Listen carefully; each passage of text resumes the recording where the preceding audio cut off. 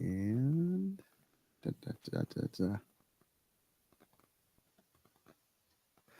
hello to all the geek enthusiasts and nerd aficionados. This is Mess 5150. I am here. We are ready to talk Game of Thrones. I know we're a little delayed. We were trying to get this out on Sunday, but there was so much craziness and coming back from Comic-Con and stuff that it was a little late before we were able to actually get this stuff all done. So we looked at what day we could get on and chat about this episode because it's an amazing episode and we need to chat about it. And that day was today. So joining me on the cast, we have a Super Hoovian Freak. Hey guys, what's up? I think she was expecting that. Back with us again 2 times in 1 week. Amazing. We have Icy Zorro. What's up, guys? And I see dead people. That would be Jack Malice. Our we don't get him on the screen too often, but we do like the takes that he has about Game of Thrones. So we kind of beat him around and tell him that he has to come on the show. Nope. Yeah. So yeah, this episode definitely went a lot more on an extreme than the first episode did. The first episode was good, but this one was just like scene after scene after scene after scene of just craziness going on. I mean, I'll jump right into it. Let's go down by scene by scene breakdown on this. And if you're watching live at home, please make sure to jump in on the conversation as well. We will be looking back at the chat channel and talking with you. And we really want to know your takes. What parts of the episode that you like the most? What you didn't like? Any kind of ideas or thinking that you have that you think will happen with things going forward. But yeah, we start off the episode of Stormborn where we're back at Dragonstone and Daenerys is kind of talking about that there's not that much out there to attack, and that with 3 dragons she can easily do it. To which Tyrion responds that, yeah, but you don't want to be the queen of ashes. No. And yeah. And she latches onto that too. And then it's like, but yeah, no, I'm not here to be the queen of ashes. You can see which him, is awesome. You can see him reacting to her quoting him later. He's like, yeah. He's like, his whole line about I'm a good judge of character and stuff like that too. So, yeah. But I think the biggest part of this scene is when Daenerys calls out Varys. She straight just puts his nose to the grindstone of like, where do your loyalties lie? You seem like you could almost say she grabbed him by the. No, you couldn't. No, you couldn't. His non-existent man parts. Yes. Yeah. So I mean, what do you guys? Are we meant to believe they haven't had this conversation yet? I mean, how long is the trip across the narrow sea? They had to go all the way from Marine and he was on the ship the whole time. The first time I watched through it, I was like, wow, this just seems to be coming out of nowhere. And then I realized, it's a conversation that had to be had. No, it could have been one of those things where it was like eating at her and she finally is just like, yeah. No, kind of with Ian here. I mean, she's on a boat with him across the narrow sea for, I don't know, months, weeks, days. I would say weeks. I don't know how long it takes because it is the narrow sea. They don't really give us a time frame. But, I mean, they've had conversations. They've been on a boat or a ship. You got to get it's kind of small. Well, were they on the same boat? There was a lot of boats. Super Hoovian for it. Yeah, that's true. No, I was going to say, I think in this case, it's being back in Westeros. Like, it's back on Barry's turf. You know, like, he was on her turf over there. His little birds, I mean, yeah, he had them, but now in the sense that, okay, they're back in Westeros. This is his playing field. So she's now laying down okay, we're back here now. This is what's going on. Where do you stand? You know. I also think it might just be the mechanics of it being a television show and not a book at this point. Right. In a book, I'm sure that, if Martin ever gets that far, they'll have that conversation sometime before getting there. But now, Exactly. had to open up the season by showing her getting to Dragonstone, and she still needed to have that conversation with him. It could be. I'm not arguing the conversation shouldn't have happened. I'm arguing that it should have happened. Yeah, I'm just saying because it's a TV show, they weren't going to show us all that traveling, so they had to do it now. Exactly. I mean, production costs. I mean, obviously they just, you know, they were saving their production for the boats for the end of the episode, because clearly that was not going to be cheap, as far as filming and whatnot went. So it may be that they And couldn't have Dragonstone, that whole set piece was inexpensive right there. It didn't cost anything. Yeah. Anyway, I did like the scene, and I liked. I mean, Tyrion was clearly exposition. Oh wait, not in that one. I'm thinking of the next Dragonstone scene. Yeah, we'll get back. We'll get to that. But that's the thing, is this sets up that either A, what's going to happen later is she is going to start becoming more of the powerful queen type of thing and not helping out the people, because that's what he said. My loyalties don't lie with king or queen. It lies with the people that break their backs on the stone and all this stuff, you know. So she told him the second she starts getting out of hand and not actually taking care of the people, to straight face tell her. Yeah. And that's where power comes into play. Once you start getting power, is she gonna listen to him if he starts saying that you're out of hand, or is it gonna cause a loyalty shift? You know, that's what this is all setting up. This is just this one little conversation. In my opinion. I kind of call bullshit on his whole "I'm a man of the people, for the people, because they're the people" horse crap. I don't think he sounded quite like that. You don't think he's a eunuch Abe Lincoln? Yeah, I mean, he's had several chances to back people that could be good rulers, and he chose not to. Because situationally, he couldn't realistically do it at that point. Well, no, it seems more like he's a man of the people that will support the people and prop up a leader as long as they're a Targaryen. There's that. I think it's more as long as his own ass will be relatively safe. And to chime in really quick, we got Beth in the channel and Marco Minko. So welcome, guys. Marco brought up a point that Daenerys's and Varys' exchange is his favorite part of the episode. From the question of loyalty to honesty to surrender to understanding, and they both know where they stand with each other at the end of it. I mean, yeah, it does go through all those waves. We get it. That we can hope. I mean, we definitely, I think, to a point, have always known where Dany stands. But Varys, I mean, he shifts, you know. Well, it was a very well written scene, and I liked it. I just don't like where it was. It was. You know, one question has to be, this season or this episode kind of takes you back to season 1. I mean, they revisited a lot of exposition from season 1 with retelling of the Mad King, and you have to wonder, is Dany going to start slipping into that father's role? Is she going to succumb to the madness? Is that why they wrote this scene where Varys is going to have to, maybe try and pull her back, or Tyrion is going to have to try and pull her back from becoming her father? Or her brother. She even calls that out. She says, they used to tell my brother all that same stuff, that they drank secret toasts in my honor, but he was dumb enough to believe it. I'm not. Mm-hmm. Yeah. And that's, she pointed out to Varys, is would he have made a good king? Like. And to answer that question, no, he wouldn't have. I mean, he didn't even make a good king in waiting. He couldn't, he was impatient, brash, rude, egotistical. A child. Yeah. He was a joke. But then we move straight from there into Melisandre has shown up at Dragonstone and talks about how she's there to support Daenerys. Which we get a quote, and I want to know. I'm wondering how much of this is actually misquoted, or yeah, this one's been a long time coming, because people have been speculating on it for as long as the series has been around. Because the quote we get is, "The prince who is promised will bring the dawn." So saying that a male is going to fix all this, right. Which is why I think initially she backs Stannis Baratheon.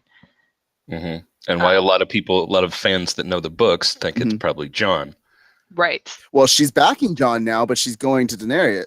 To Daenerys. She's playing both sides. Yeah, she's trying to unite. Yeah, she's trying to merge. If you remember, didn't Jon send her to Daenerys? No, is that why she's in the South in the first place? I don't think so. I don't think so. No, because I don't think he knew that she was there, because later in the episode he gets that letter from Tyrion, and announcing that they're at I could have sworn he sent her down there after she brought him back to life. I think there was something along the lines that he sent her, but I don't remember if he sent her towards Daenerys. I mean, once we get Beacon back on this, he's binge watching the heck out of the show right now.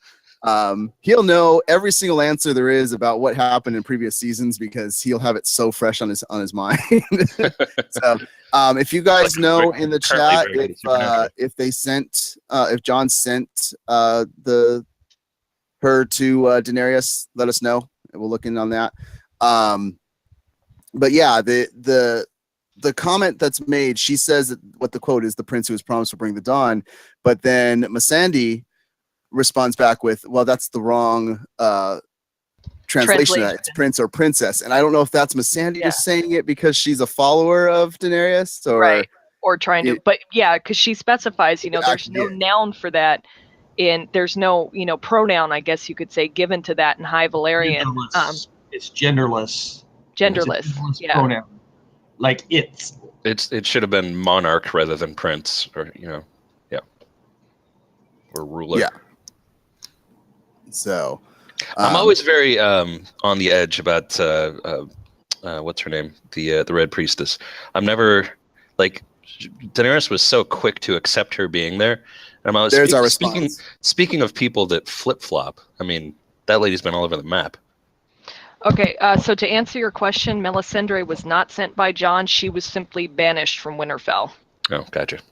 Yeah. And the response after that, Davos said if he ever sees her again, he will kill her, which is going to make things very interesting when Jon gets... so we'll get into that. Well, yeah, Davos has got good reasons to do it, too. Absolutely. Shireen, absolutely. Yeah. So we jump from Dragonstone. And so does what's her name? Oh, God. Brienne. She's got good too. Absolutely. The big lady find you.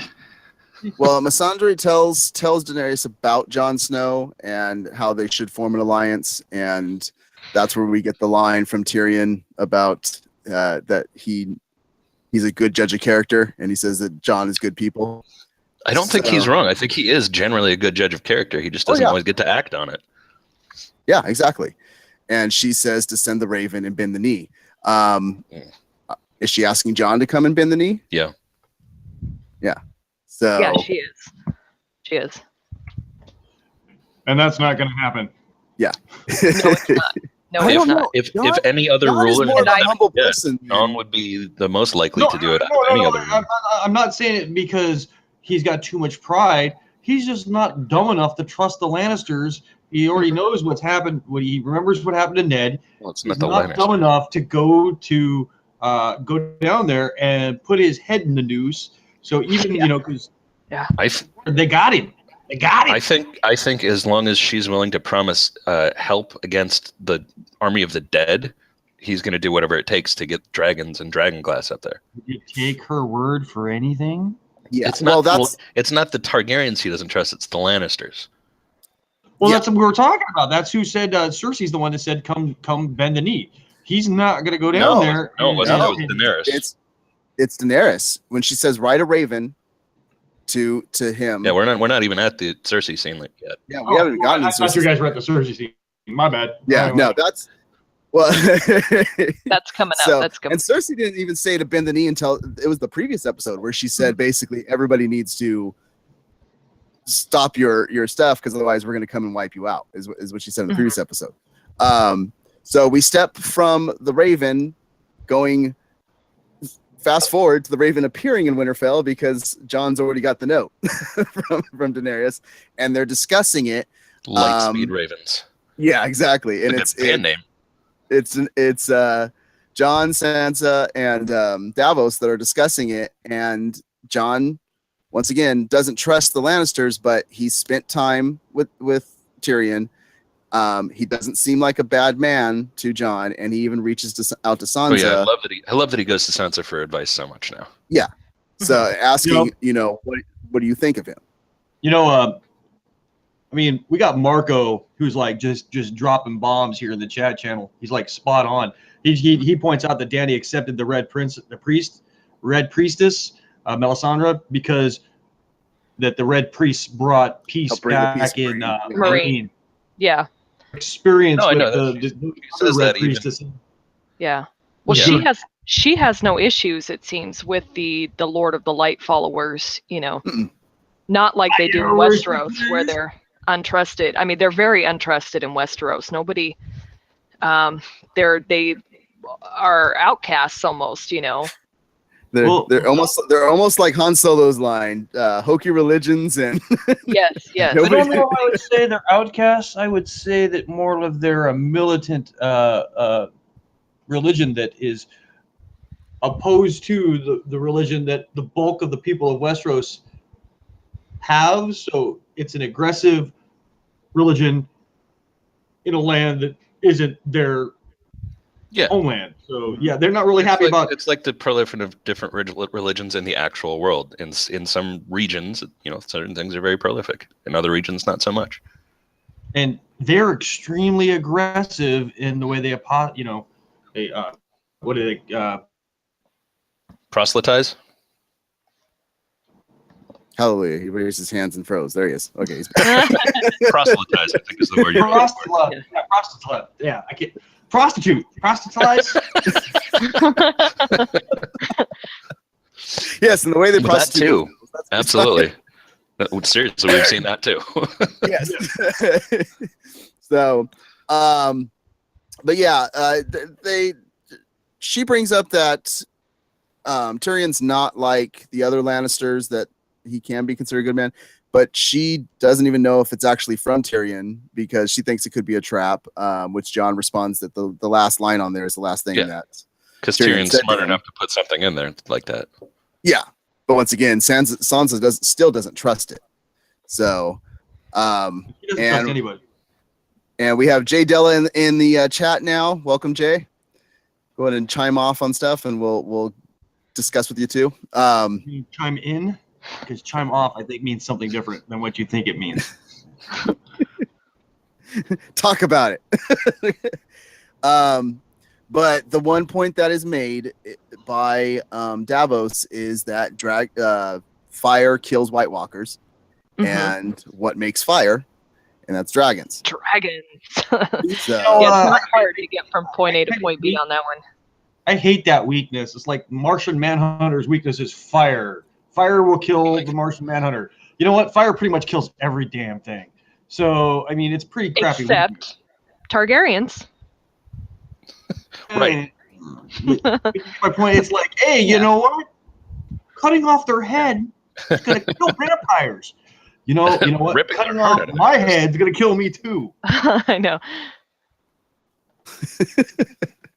Saying. I get it. It was a little bit of a cheesy line, but it did get the point across that maybe we need to think about an alliance, Yeah, I mean, there's one thing about running out there with like fire that you're making yourself and trying to throw stuff, and then have something that just emits huge flames of it. What's this? Is this how you make fire yourself? Like, what is that? And Davos even talks about the backhanded Well, what's wrong with Wes? He's on fire. And Marco corrected me, kill whites, not White Walkers, because he didn't say White Walkers, he said whites. So I just call them White Walkers. So. But I mean, Davos even makes the comment that it sounds like a good proposition, but then he responds back with, but they threw in the fact that they have Unsullied and dragons and and a fleet. There was definitely a threat, in the kind words. There was definite threat, behind them. She'd be a fool not to drop the threat. You know what I mean? She's got to go from a position of power.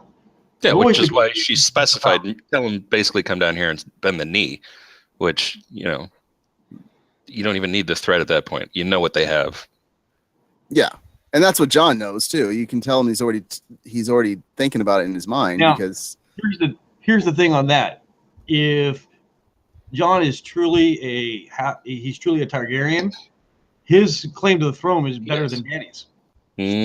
She's still part of she would be his aunt, so she would still be part of that main royal family. That's not how it works. If it's purely lineage, then yeah. Yeah, because his father was the crown prince. So that makes him the heir, not her. Right. And he actually would have been born. He's older than Dany too. Yeah. No. So he's male, and that's kind of important to the Targaryens. Well, So there's always been he got a better chance. the whole 3 heads of the dragon thing, where the theorized people that will end up ruling would be Dany, Jon, and Tyrion, because there's another theory that Tyrion is actually half Targaryen as well. Apparently in the backstory, there was a part where one of the few times that the Mad King ever left King's Landing was to go visit the Lannisters, and it was roughly 9 or 10 months after that Tyrion was born. Huh. I haven't heard that theory before. That's actually so cool. And there's the theory where what's his name, the dad Lannister, where he Tywin. Yeah, Tywin, when he specifically looks at him and says, "You are not my son," he might have been literal. No, wow, okay, yeah, didn't think about it that way. I thought it was just that everybody thinks about it a lot of times. It's just that I don't want to. They said when he was born he had horns and a tail, and that could have all been just horrible propaganda, or he might have literally ripped his way out of Joanna. Yeah, she's not even a dragon coming out. Who knows? Yeah.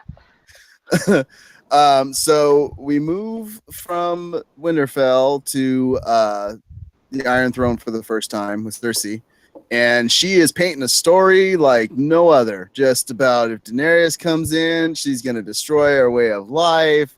She did it well. If you burn our villages, rape and pillage. She was using a lot of facts. She was saying a lot of things that were true. She was just twisting them really well. Twisting them because if you don't know, if you're not there, all it looks like Dany did across the Bloody Bay, whatever that place is called. I don't remember what it's called. Slaver's Bay. Slaver's Bay. Thank you. It does look like she just went in, wreaked havoc, tore the city apart, and then moved on to the next one.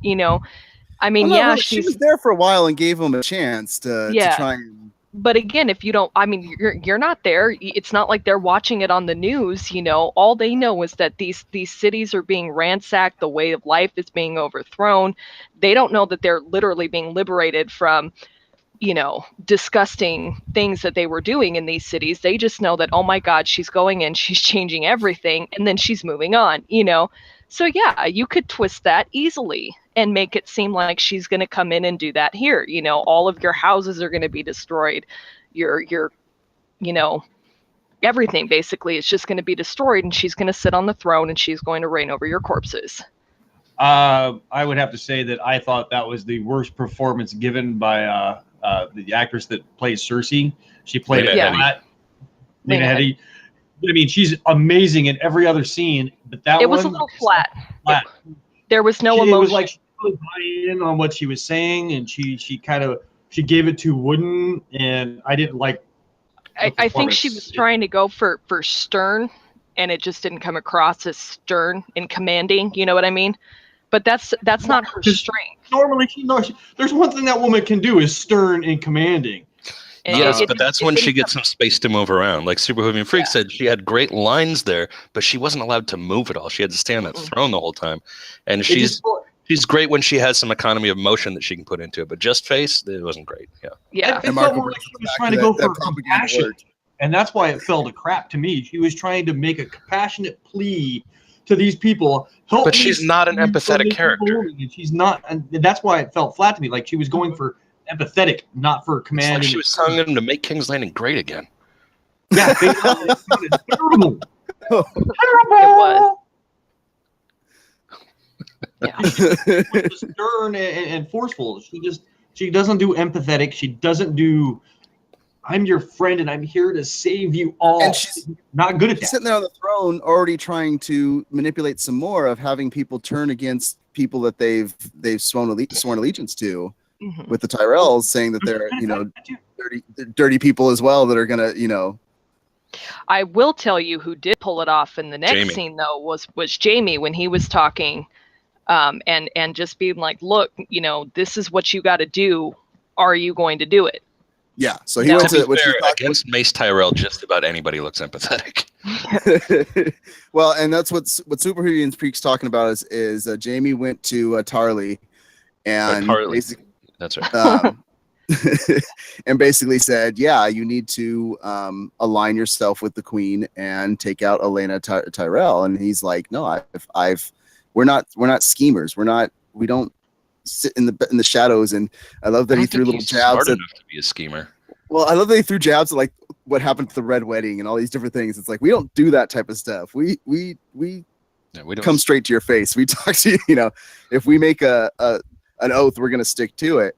And that's where he threw it in his face was, you made 2 oaths. You made an oath to them, but you also made an oath to your queen. And who's going to have a higher hierarchy there, And then he gave that little bit of kind of. Is that the hand signal for higher? That's better than fire. It's better than fire. Higher, on fire, higher. I was like this, okay? There was different level heights. Sounds like a bad pop song. Higher. If I cut out, I was saying who's the higher hierarchy is what I was saying. Blah. Next thing you know, Wes is sitting there voguing on screen. It's gonna be weird.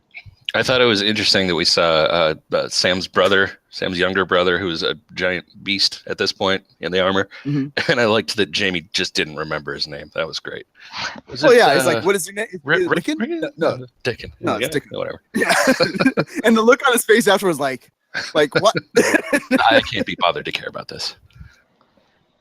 Well, and then I love that Rickon was one of the Starks, wasn't it? The name. Rickon is the youngest Stark, yeah.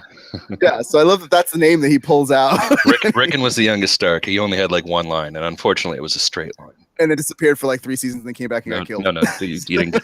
Unfortunately, it was a straight line. You didn't get that one? Okay. Yeah. Battle of the Bastards. Okay. Oh, yeah, okay. Yeah.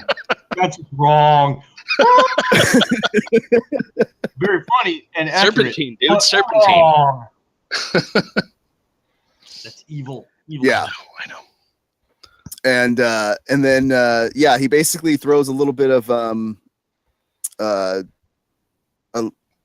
bribe his way, saying that eventually they're going to need a new warden of the South, and if Tarly helps out, he's prime to take that position. Mm-hmm. So he's definitely setting up some. What way do you think that's going to go?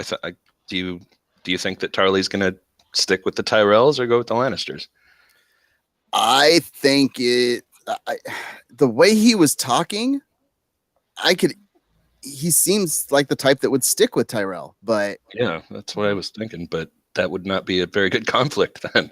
Everybody would be on. I think when next episode comes along, or second episode or something like that, and we're gonna get deeper into this later, but once they show up with the gift that he went out to get, I think that's gonna sway things where it's like, oh, look, they lost a big chunk of their army.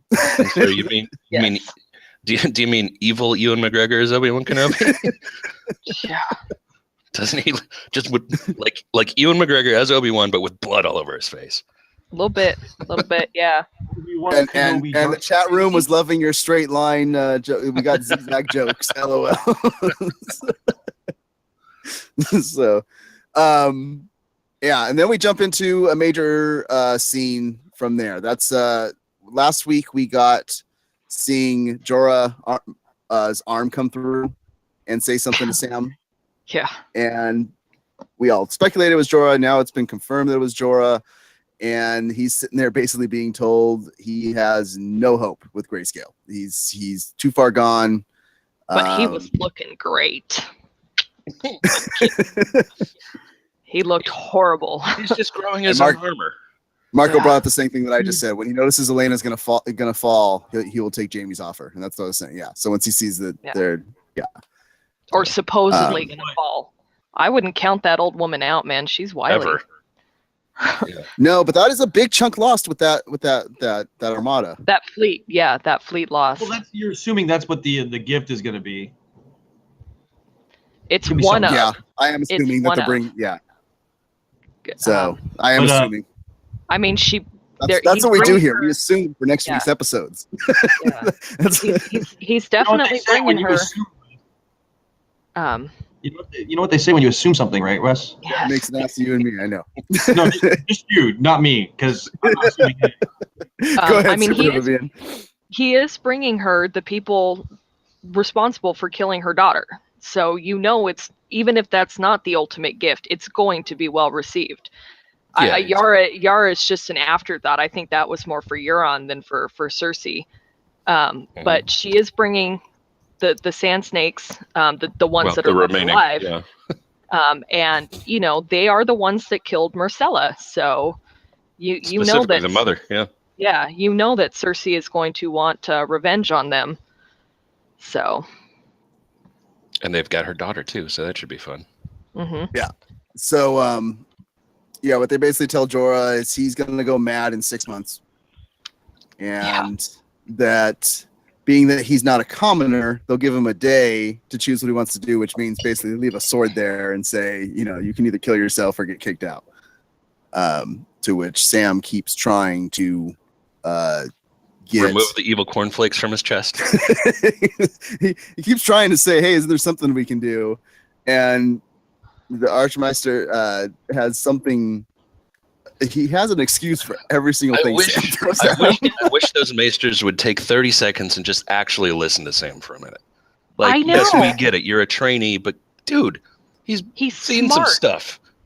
Yeah. I mean, he is smart, and he's giving them like reason. legit, but yeah, they do. They have an answer for everything. And sometimes it's just like, dude. Most of the time that answer is shut up. You're not ready for this yet. Most of them just ignore him. It's just that one that listens to him. And I think we brought this up in a previous conversation where he listens to him for about 30 seconds and then tells him he's wrong. So it's not much of a. But you got to wonder, is he also So is he really listening, or is he doing this? Also maybe kind of pointing him in the right direction and using the correct form? That's what I think. Oh, yeah. Like, is he secretly... I hear everything you're saying, Ian. But you're wrong. I'm just asking a question. I'm not. No, I'm just being a senior maester. I was just being a senior maester. That's all. Oh, well, that's not helpful. The maester. I hear everything you're saying, but you're wrong. Yeah. At least we didn't have to watch him clean out any more slop pots. Although, did you notice that once again they had a really nicely edited cut from something gross to food that looked very similar? It went from all the pus coming out of Jorah to whatever that meat pie was. That's what I'm starting to think. I'm thinking season 7. If there's something that has to do with something gross, is gonna end up being food. Yeah, it's gonna have to. No, it's gonna just involve Sam. It's gonna be a scene. So the cuts in this episode were fantastic. And I got when I was watching it the second watch, watching him peel those scales off of Jorah, I was like, wow, he's essentially being skinned alive. That's terrible. Yeah. Well, I think what they're doing too is they're showing how far he's come as a character. I mean, the Sam at the beginning of the series, he never would have done that. Never. He would have taken. Couldn't have even looked at him. No, he would have seen those chamber pots and he would have run, 1,000 yards in the other direction. So, he may not be doing a lot, what it seems like, but he's definitely always at least choosing to do the right thing at the end. Mm-hmm. Regardless of what the maesters tell him to do. Instead of him carving all that skin off, they should just use like a water hose or a sandblast or something and just wire brush. The crap out of him. Yeah.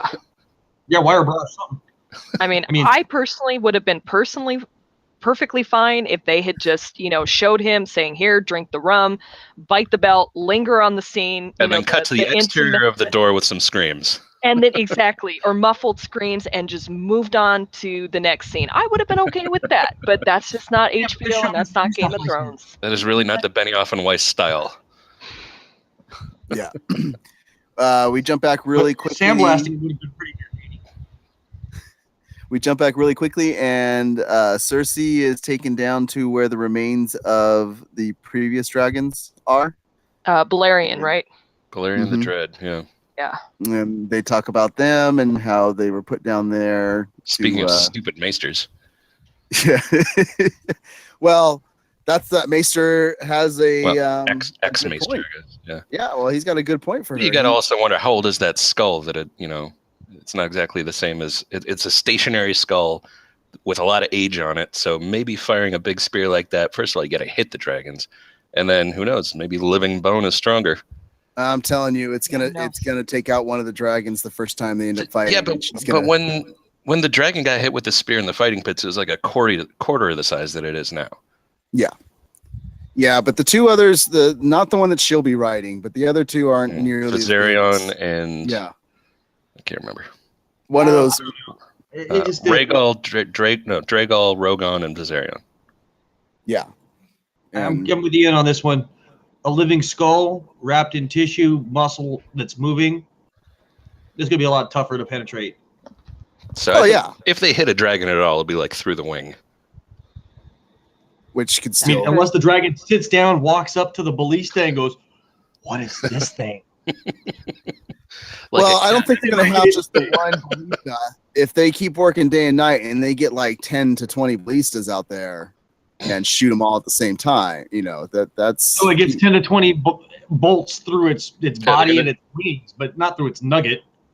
Mm-mm. No, but Yeah, only think takes about- it only takes one getting into the heart. Yeah, got to think about it Hobbit style. You just got to hit him once in the Exactly. right spot. That's exactly I mean, what I you was wanna- thinking. you want to shoot for the underbelly. You want to shoot for the vulnerable parts, where it's I lo- skin, not. I love that we're discussing gonna dragon shoot- killing tactics very seriously right now.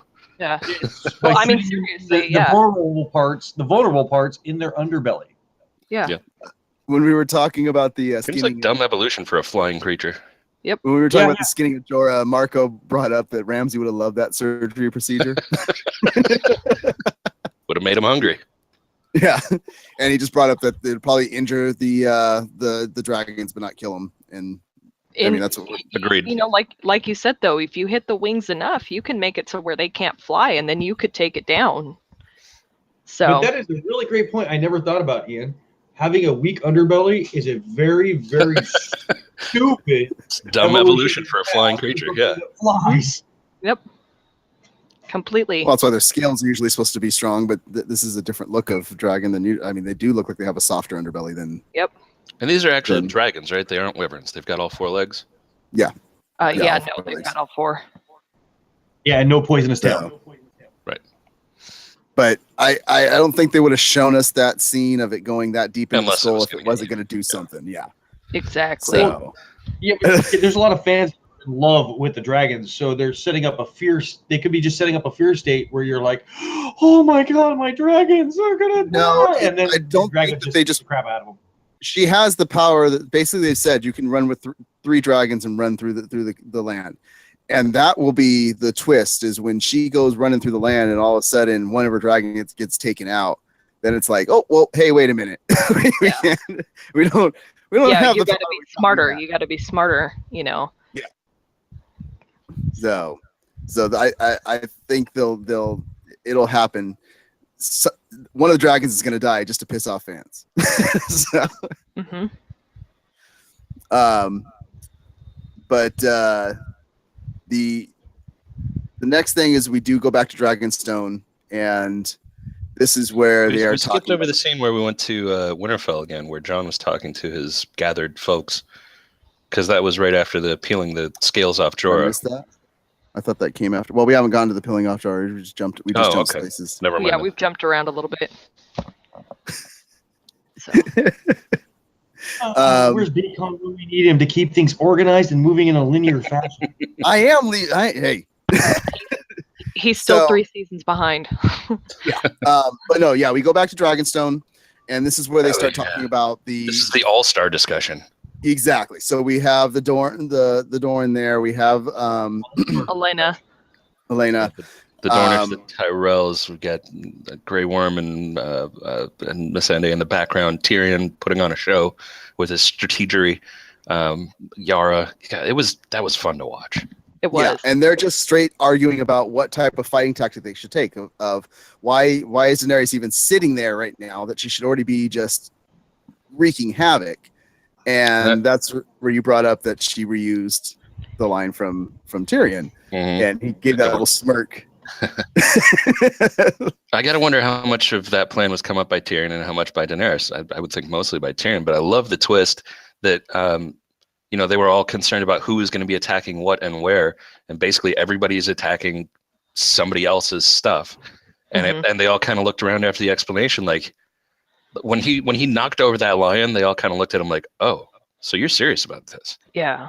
Well, I like his point of, okay, we're not going to attack them with the outsiders because that's what you're seen as right now. You're seen as the outsiders. So we're going to attack them with Westeros people, and we're going to show them that these people of Westeros want the true queen in place, and then we're going to send the outsiders to take out the Lannisters. And that part was all Tyrion. I don't know about the rest of it, but taking out the Casterly Rock with the Unsullied, that's all Tyrion. I mean, Absolutely. Dany wouldn't have known about any of that. And so I think that scene from the trailer is definitely Grey Worm sailing to the sewers, what Tyrion was in charge of. So now his dad's probably rolling over in his grave going, I basically gave Tyrion the keys to Casterly Rock to take it from underneath. Good. Yeah. And that's when everybody jumps on board, is when they say they're going to go to Casterly Rock. Because before that, everybody's just arguing. Like, you just need to go and attack. I want to talk about what's being said in the chat channel really quick. It goes back to the dragon. That's what I was going to bring up next. But yeah, go for it. Yeah. I mean, Marco makes a great point. He thinks that he doesn't think they'll kill one, but they might injure it. But if he thinks if they do kill a dragon, it'd be north of the wall fighting the whites. That's when the dragon will go down. And then we got Mest here, bringing up a dragon dying with the whites. That would be pretty scary because then you'd end up with a white dragon. Ooh. Not white dragon like white dragon. White dragon like is undead dragon. Undead dragon. Yeah.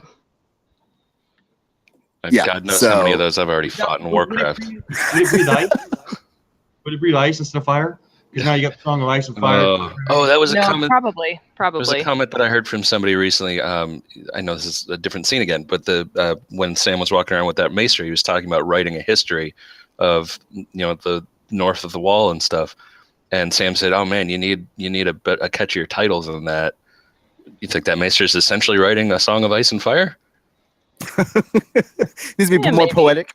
Yeah, we're not poets here. I love the response back to him on that. Yeah. So yeah, they at first they turn their nose up to Dany because they're like, oh, you're just gonna throw us into the cannon fodder, and why'd you even bring your army? To make you do what I want you to do. Now shut up before I put the Unsullied on you.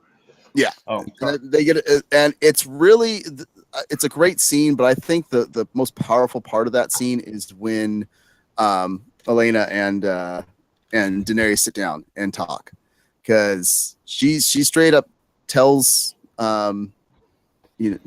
she uses a line that Tywin used to use, something along the lines of, sheep are stupid, you're not a sheep. I think Tywin used to say lions are not concerned with the opinion of sheep. And she's like, you're not a sheep, you're a dragon. Be a dragon. Yeah. Well, that was my favorite line of the episode. Even with what preceded it, Tyrion, he's a smart man, your hand. I've been surrounded, clever man. Yeah, I've been surrounded by clever men my whole life. And you know how I've outlasted them all? I ignored everyone. Be a dragon.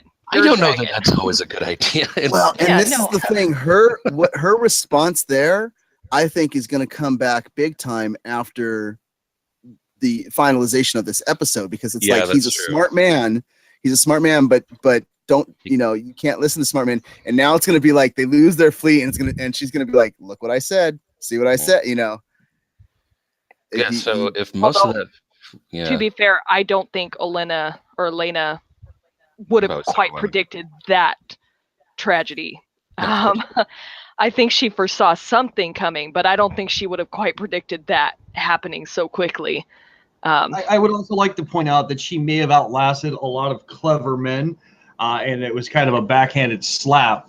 But she's also not all that powerful when you take into the account that how they're strategically placed. They are the breadbasket of Westeros. They are perfectly placed with defensive walls and the ability to project power throughout all of Westeros. And they feed a huge chunk of Westeros. But they've never, ever, ever been more powerful than they are now, because she always plays it safe. And yes, she may have outlasted a bunch of clever men, but those men are putting themselves out, and she ignored everything and held back. And she's also the last of her line at this point, isn't she? So yeah, your house may be super powerful right now, but you're 93 and you're the last one. Mm-hmm.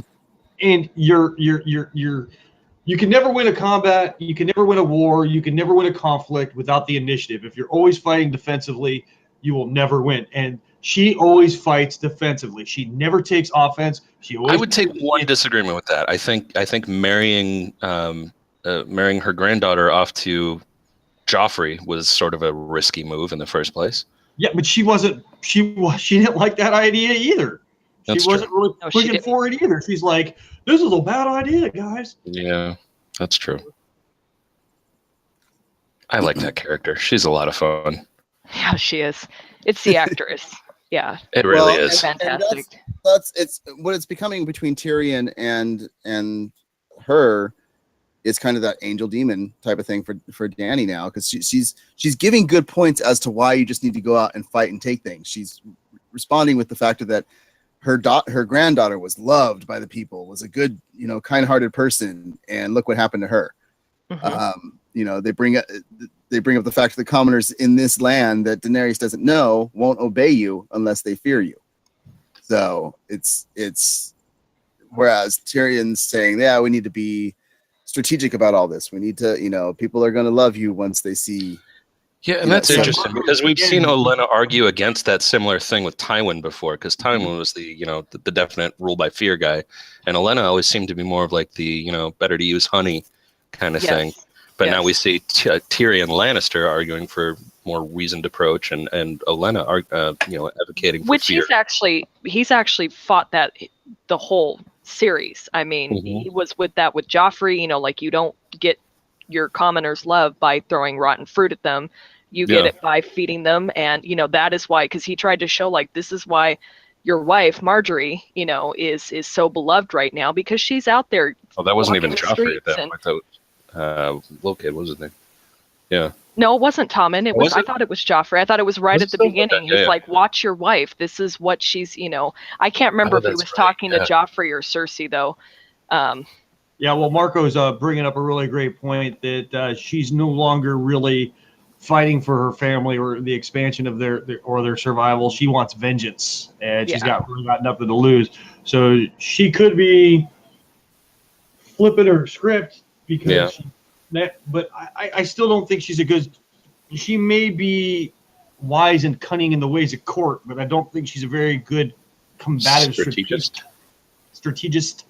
Well, she also thinks that she also, going back to the whole thing with Tarly, she thinks that she has these families that are backing that will back her no matter what.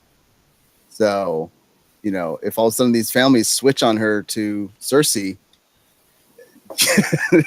then it's like, oh, why do we attack so quickly? Danny's best hope for any kind of win is listening to the imp. Always and always and always. Agreed. He's going to lead her to victory if he's got to do it, dragging her by her nose. Heels. It's only, By her pretty blonde weave. And obviously, it's not blonde. That's white, dude. And obviously, in war, you're going to have losses. To think that you're going to get out of this without losing anyone on your side is absolutely ridiculous. I mean, let's face it. To watch an episode of Game of Thrones without expecting to watch anybody die exactly. is completely ridiculous. Yeah. Well, that's how wars are won. At least it's okay. You either have genocide or you kill enough of the enemy to. But they give up. They give up. So, and you got to be able to accept your losses that you're going to take. While it's who cries uncle first. So. Unless you're looking to just completely wipe somebody off the face of the earth or off Westeros, it's who feels the pain more first. So, yeah, exactly. Then we see Grey Worm and Melisandre get close. Yeah, get down. And basically, there was some interesting camera work in that one. Yeah, real close. I mean, it wasn't a bad scene. It wasn't a bad scene. No, it shows that the love's there, but it basically was heartbreaking. It has turned Grey Worm from being just a warrior. He now has something to fear. He's something to be afraid of. And that's when you're a major warrior. That's something that can hurt you in combat. Man, it looked like those clothes came off really easy. Yeah, well, the whole scene kind of creeped me out. I felt bad for Grey Worm. I'm like, man, this is just creepy as hell. I saw a picture meme the other day. It's what Missandei must have felt like, and it was a naked Barbie next to a naked Ken. Like, yeah, nothing.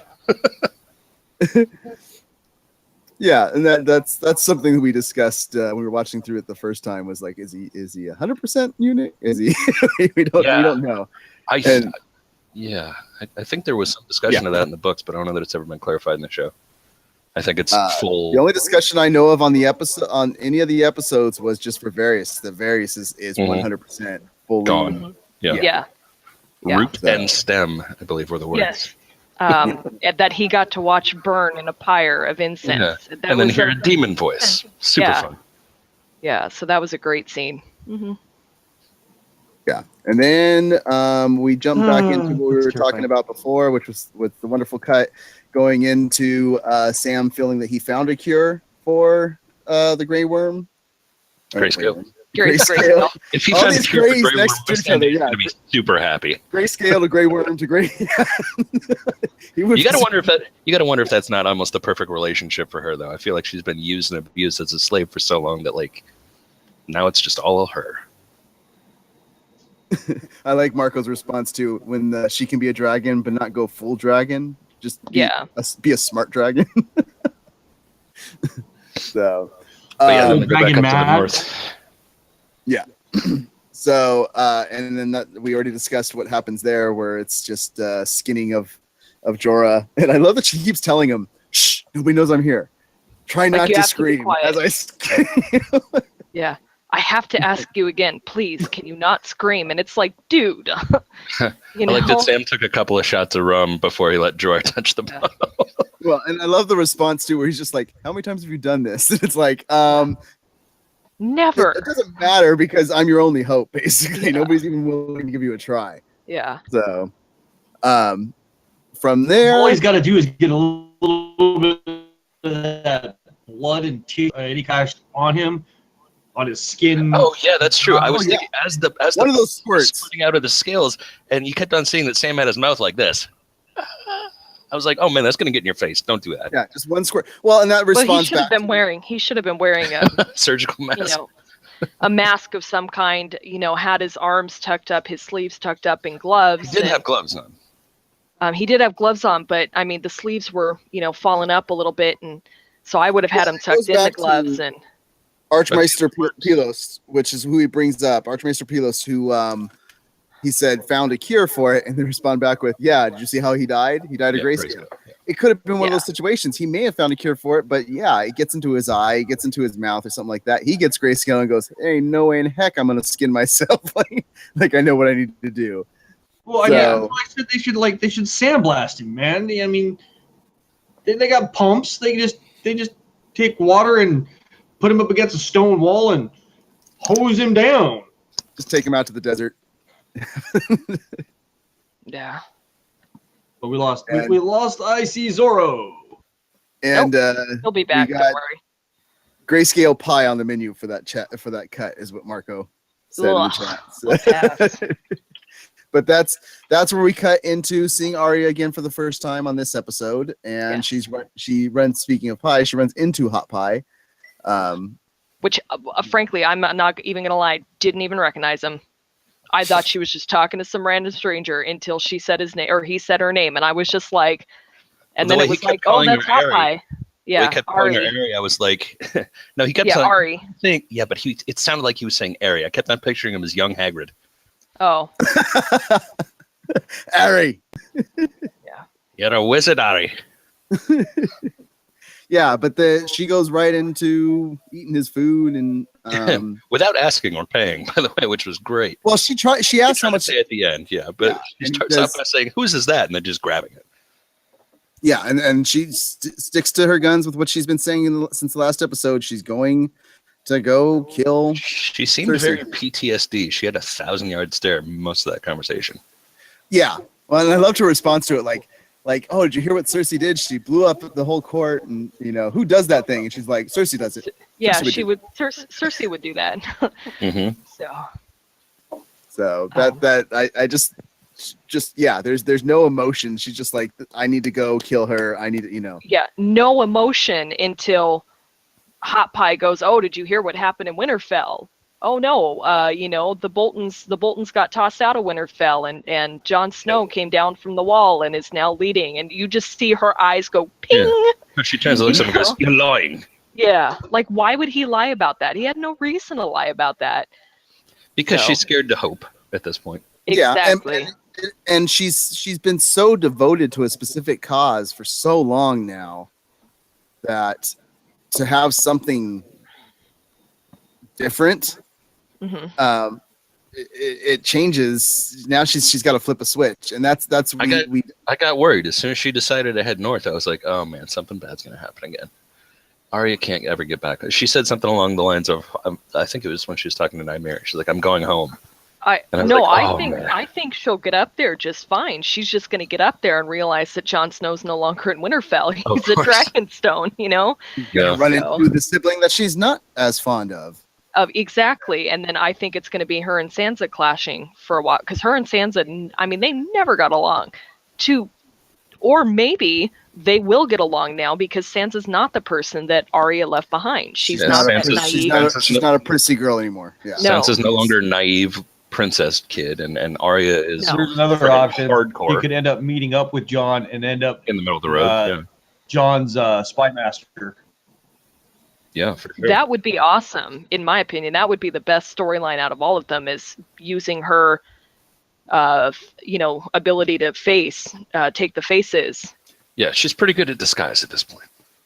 Yeah, exactly. So, and that's what happens is she gets out there and she's ready to start heading towards Cersei, and she decides to turn her horse and actually go to Winterfell. Which we were discussing. That's like, what is she going to do? She's had this devotion to this mission for so long. The list. That's is there anybody in the north that she can put on her list? Is Littlefinger on her list? I don't think Littlefinger's on the list. No, I don't think at this point, because I don't think she knows that Littlefinger was one of the people that helped sell out Ned. Right. In the beginning. There we go. Did I clear my bandwidth a little bit? Did you hear me when I said that there's another option that she could end up becoming Jon's spy master? Yes. He makes a bid for Westeros? Yep. Yeah. And we're waiting for you to come Totally back agree. We would like that. Yeah. And I lost my point. But yeah, so she goes to get her fire started while she's camping out by herself, and we see a group of wolves come up on her, and it looks like her direwolf is there. Nymeria. Yeah. And this was interesting because what? There's only two. Well, we think there's two alive because there's Nymeria and there's Ghost. But we haven't seen officially if Ghost is alive or not, right? What happened to Summerwind? Or Summer, whatever Brands was. What happened to that? I don't remember what happened to that one. Was it? Pretty sure he got killed right around the wall. Did he? Yeah, I think both the younger boys' wolves got killed.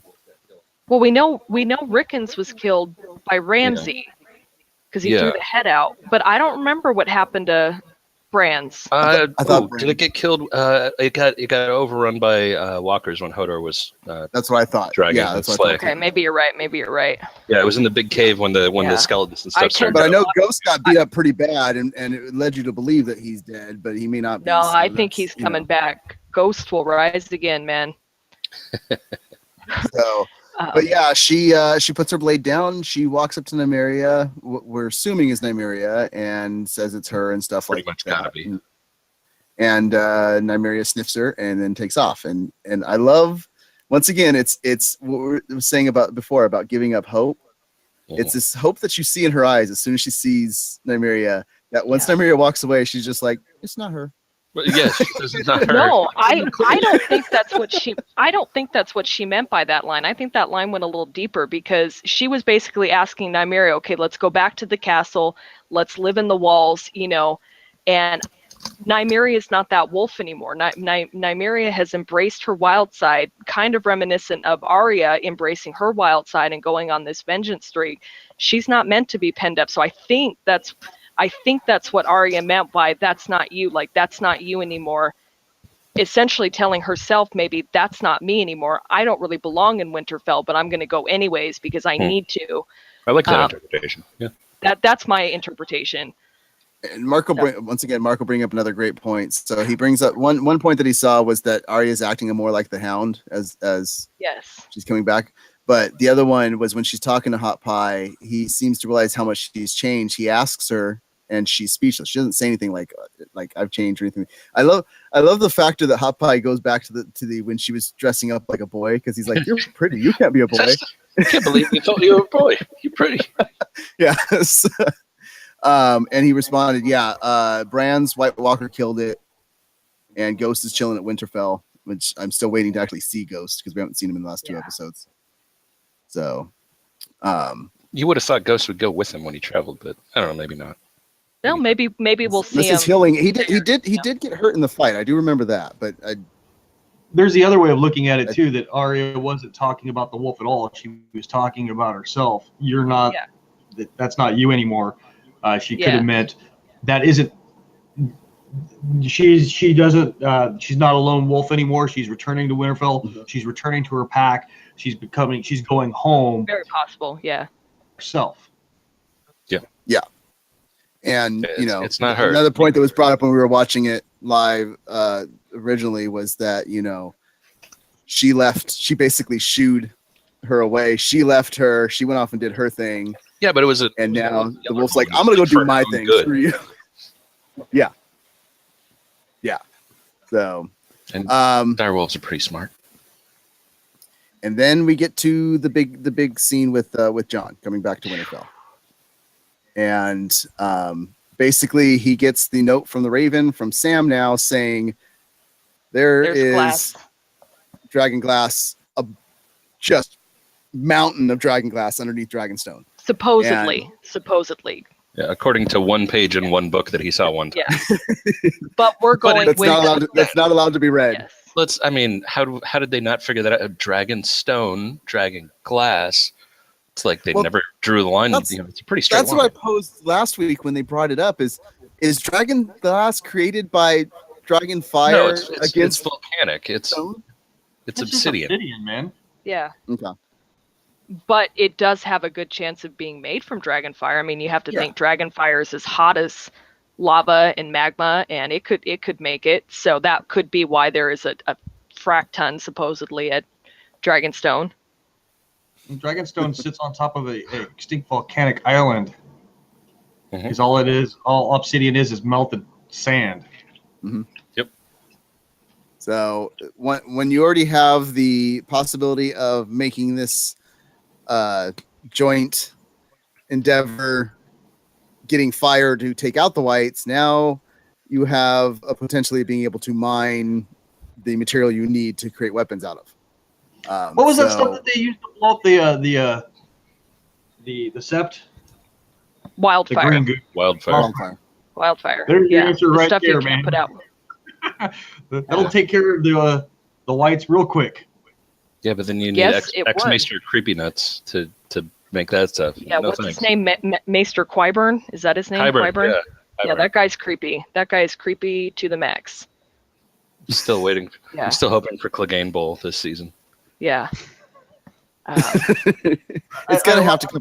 I like your name for him. X-Meister Creepy Nuts. There you go. It works. It fits him. He should just get it tattooed on his head, face, whatever. That's the hashtag X-Meister Creepy Nuts for you guys. Because he's brilliant. I mean, he has clearly this whole thing planned out, but he is creepy as heck. Okay, so that's you got two hashtags there. X-Meister Creepy Nuts. Hashtag X-Meister Creepy Nuts does not cream Super Hoovian's cheese. No, definitely not. But yeah, so Jon, looking at that information, basically tells them, he's going down there himself to talk to Daenerys. Which they did not like in any way, shape, or The form. one time that I've disagreed with Lady Mormont. Yeah. I love the way that they like just throw him into the same grouping as his brother. It's like, well, we made him the king of the north, and then he went off and lost his land. Yeah, his land by doing something So- stupid. You're doing the same thing. Yeah. Okay, well, you got to understand where they're coming from. They've sent Oh yeah. two lords down south, and both of them got killed. Their heads Both chopped of them off. got beheaded. Yeah. Yep. So I mean, and they got one they like now. Well, They they don't were. want to If you listen to the people listening to him, they were somewhat okay when he talked about Daenerys being the one, but when he brings up Tyrion. Tyrion, Yeah. oh Yes. no, No, you cannot. I mean, and they have a good point. The Lannisters have been completely untrustworthy. They've started all of this. They screwed Ned.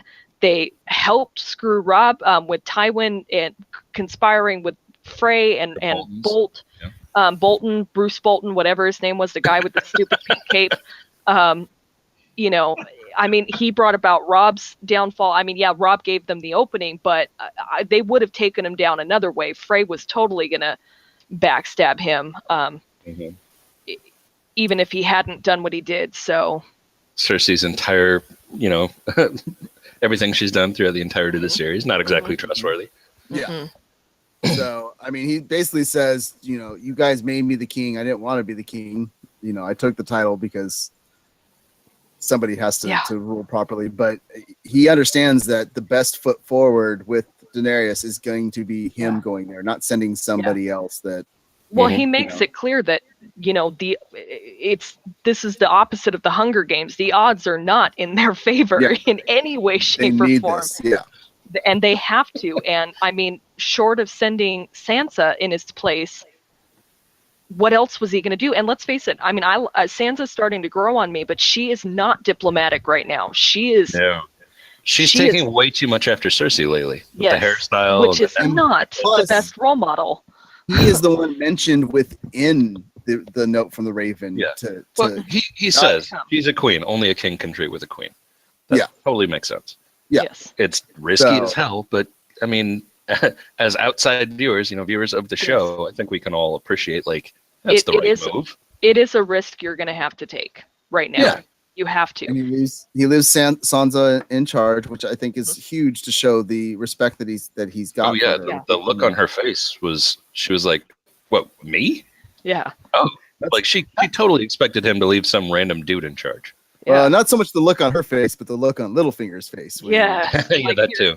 Yeah. Ooh, followed by that scene. Exactly. So, and we go down into the tombs where all of the ancestors are buried of the Starks, and Littlefinger. Pretty good likeness of Ned. Oh yeah, that statue looked really good.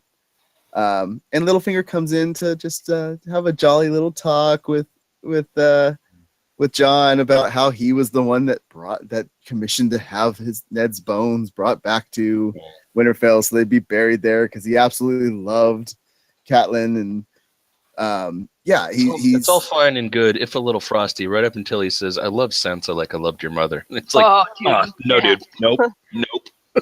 Yeah. Total talk about creepy McCreeperson. You remember how much I've said that I was totally in love with your mother? Well, I think of your sister the same way. Yeah. And he flips on him, choking him out, and says, "Don't lay your hands on my sister." He says, "If you touch my sister, I will kill you. Or I'll kill you myself." Yeah.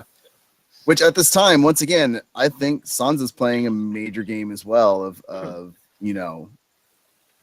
just don't know how far she would go along to get him. She's very at this point. She's very aggressive, but she's not cunning. No. She hasn't mastered subtlety. No. Yet. And Littlefinger's still playing many, many, many sides. We just haven't seen. Dude, he's a 20-sided dice right now, and he's got 50,000 things going. We don't even know. It's funny to see his reaction each time they go back to him on camera. They talked about Daenerys coming in, and he gets this little. They go to him on camera, and he has this reaction it's almost like, oh, there's another person that I can get in there and try and manipulate with to make sure I have my place. And then he leaves Winterfell with Sansa, and then it comes back to me, and it's like, oh no, I don't need to go over and talk to her because now I can just take control over here instead. Yeah. Well, I think the thing in the books, they make it clear Littlefinger has like the best poker face. Him and Varys have the two best poker faces in the books. But in the show, because you're not getting his internal dialogue, he has to show it more on his face. So yeah, because people always say like, well, it's terrible, you know, he doesn't look like the puppet master because he has to explain what's going on. And I'm like, well, duh, because we're not getting his internal dialogue. You have to say it. Like, I mean, a random voiceover of what Littlefinger is thinking would just be weird and out of place, you know? So of course it sounds like he's not the puppet master that he is, but he is still the puppet master. It's just we have to hear the dialogue. Well, like you said, So- you know, he's still got 50,000 other things going on behind the scenes that nobody else knows about, that he's just waiting to ripen. He's got backup plans for his 9th backup plans, you know? Yeah. I love that actor, though. I'm trying to remember what his name is. It's Cillian something. I love that actor. We have more responses from this from Marco. He said the Northerners are skeptical about the White Walkers, and That's his name. for John, that's all that matters because he knows what kind of threat they're going to face. To bringing up the factor that Superhoovian brought up that is going to make you wonder why Danny thinks it's credible at all when he talks to him, and he says that he doesn't think Danny will think it's credible unless John proves it to her. But I think with having dragons, that's maybe another reason why he's going in person. He couldn't send Sansa to say, "Well, my brother saw all this stuff that we need to fight against." If and he makes a good point. Yeah. He makes He a has good to go point. himself and say, "Look, I've seen this stuff. I've looked into the glowing blue eyes of the Winter King, and that nothing else down here matters." Well, and he Marco also brings up a good point, or Melisandre's vision on the flame. The other thing is Melisandre brought John back from the dead, Lord Light. She's seen a lot of the stuff that's gone on down there, so she'll be one to side with John's things going on. Mm-hmm. Yeah, So- she I got definitely a question. Did we ever get any a resolution for Lady Stoneheart? Nope, not going to be in the show at all. She is Yeah, she's not going to be in the show.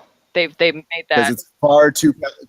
It's way too far to bring her in. Yeah, in the book, she was at the end of the 3rd book. Yeah. So at this point, it's nothing but what's his name, eye patch. Don Derek. Beric Don Dondarrion. Darren. Yeah, that guy. So All these names are so much fun. So to close out our TV talk, we had our big major just As my Facebook said, kicking the pants Kraken scene. versus Kraken was rowdy, y'all. Kraken So- versus Kraken. I only had one minor complaint on that scene is you have to wonder how if Yara is supposed to be this good sailor, He's supposed to be an amazing warrior too. amazing warrior, and she had no clue that they were being approached in any way, shape, or form. Now, if you read the books, Euron has like this ability. He's almost got a little bit of magic when it comes to the sea. He's almost like one with the sea. He's got a weird glowing blue eye. He got the eye patch. He's got the drown god on his side. Yeah, he can cloak himself in fog, and so he has these abilities that the show did not bring into play. So it's a weird plot hole that he suddenly just in that scene. You see the cloaked in fog as the ship's so you did coming see up. the cloak and fog, so that was cool. And then I think she saw it when she saw that fog. You could see her eyes go like, "Oh crap!" Plus, I was a little yeah, upset she'd about been drinking. I was a little bit upset with the wideness of the wings on his flagship. Yes. Sailing in that close proximity to everything in dense fog. Yeah. Come on. Yeah. Then the second thing being, how did he find her ship so easily? Like, I guess that was just the magic of writing. Of course, he's going to board her ship. But the other thing being is, if did we they had have 4 more seasons, it would have taken a season for him to find the ship. I know. But the other thing being is, did they have a spy on board, and were they having someone send, I don't know.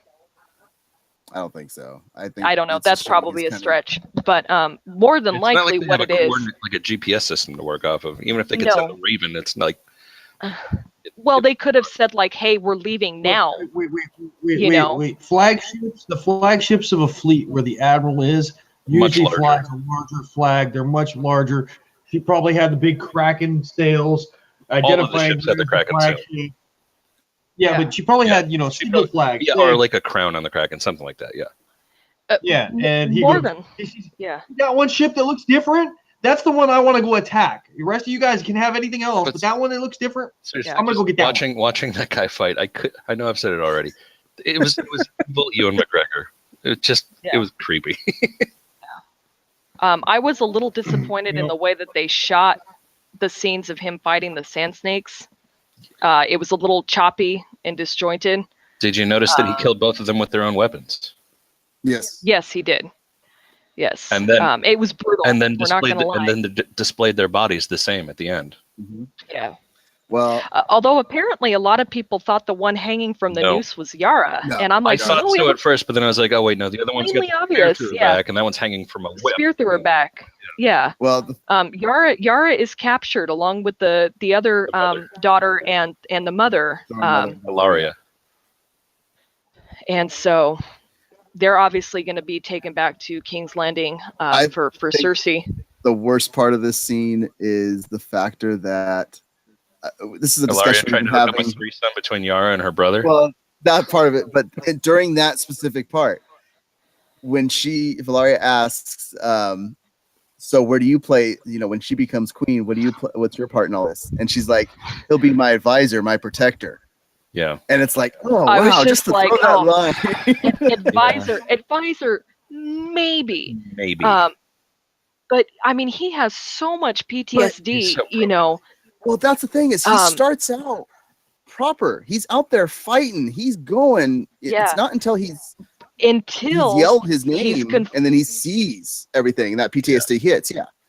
Well, I don't even think it's that. I think it's the fact that there was another man, authority figure over him, in a position to do him harm, and then it clicked, and he was back with Ramsay. Yeah. But it wasn't challenging him. Yeah, and he was immediately. But it's not just looking at Oren. He's looking at all the carnage as well and going, I got no chance here, and I'm not going to get stuck in this mess again. At that point, all of Euron's troops were winning and picking clean the bodies. Exactly. I think it's it's like our good friend Nudie Rudy has been telling us repeatedly. Theon's dead.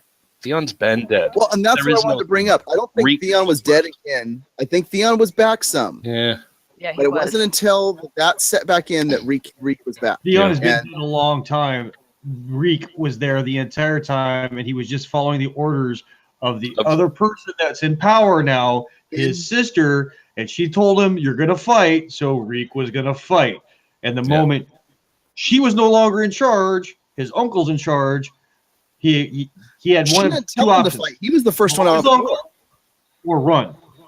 If you watch the scene, she didn't tell him to fight. He was the first one out the door drawing a sword. She had literally just said, he will be my protector. Yeah.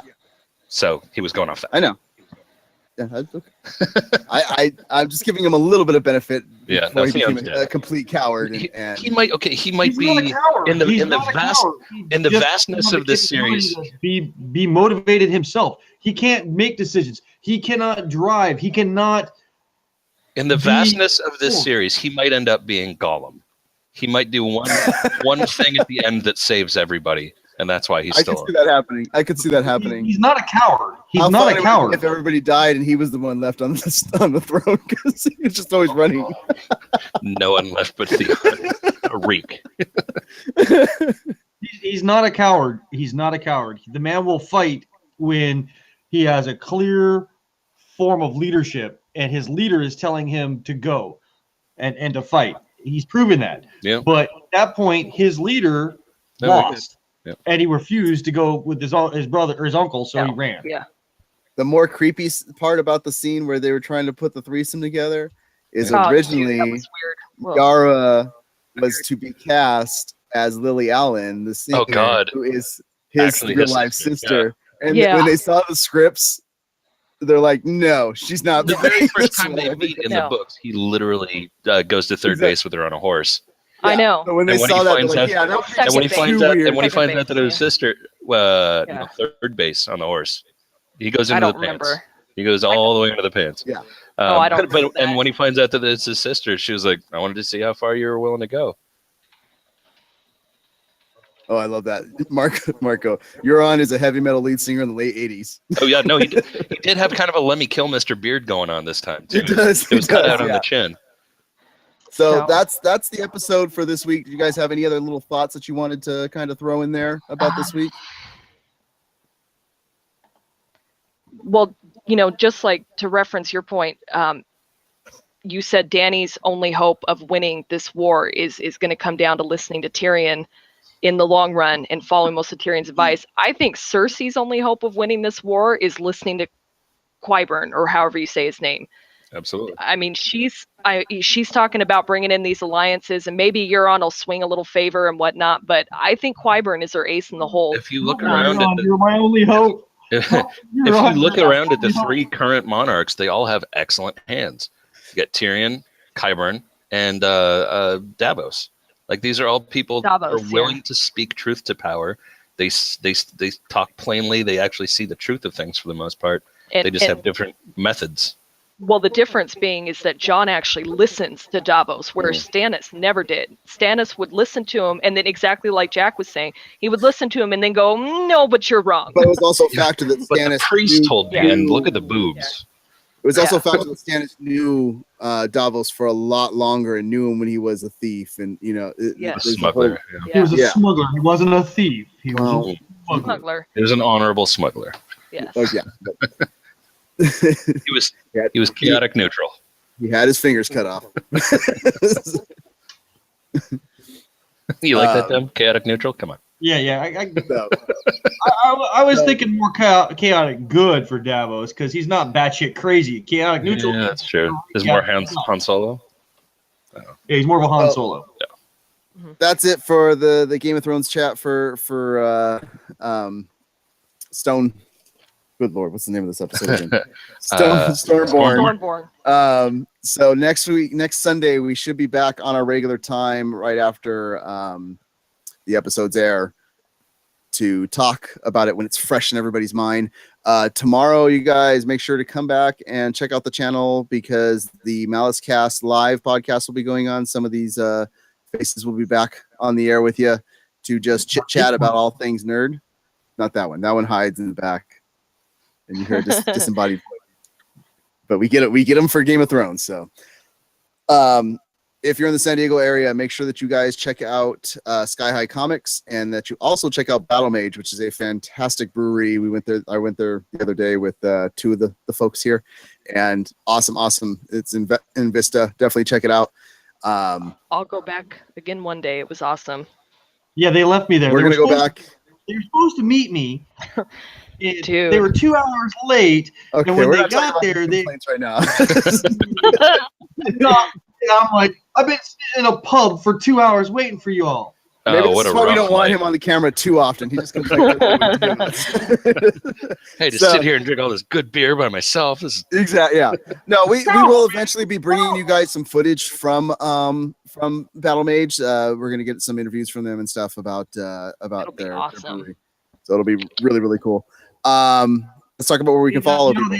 Wes, don't mean to cut you off. They do play a Game of Thrones in there on Sunday. You can go Sunday in there. nights they play it live. So- They do. Awesome. And they're very quiet, so you can watch it, and it's not too loud of people not talking. Mystery Science 3000. Good. No, it was pretty awesome. And then, so yeah, let's talk about where we can follow people. Mr. Zorro, where can people I see follow Zorro. you? I see Zorro. That's ICZORRO at that on Twitter. Yeah, that's pretty much it. Instagram too, I suppose. What about you, Super Hoovian? Just follow me on Twitter at SuperHoovianNut. Lots of fun that goes on Twitter. Yes, she's very active on So Twitter. so many supernatural tweets and and likes. Hey man, they're an Jack, active fan base, you know. I'm in it. It's all good. It's all good. Jack Malice, where can we follow you? On the 15 freeway. Ugh. Not much following. It's just he's just always stuck in traffic. Yes. No, Jack_Malice on Twitter. And of course, there's always the Malice Corp Twitter as well, which I keep trying to get Mess to take over because, but he's like, doesn't want to do it. Yeah, speaking of which, I have my own Twitter. That's why I don't take it over. You guys can follow me at Mess_Malice Corp. You can also follow me on Instagram at Mess5150. This is the Game of Thrones chat. So there was a poll going on for the week for the best Comic-Con fandom, and somehow Game of Thrones got left out of the poll, so we're extending that poll another week. So guys, go out there, vote for it. I will put the links in the description below. Get Game of Thrones some love in the Comic-Con fandom poll, because I know that the way that people camp out in line for Game of Thrones alone is pretty insane at Comic-Con. But yeah, make sure you check out the website, malice-corp.com. Come back for our videos here. If this is your first time here, please hit that like button. You can also hit that subscribe button to see more of the content that we bring. We do bring it on a regular basis. We do most of our stuff live because we want to chat with you live, just like we've been doing with Marco this entire video. It would be great to have more people in there in the chat. So with that, anything last to say, or are we out? I think we out. I think we out. So Peace. we'll see a few of you tomorrow and see more of you on Sunday as well.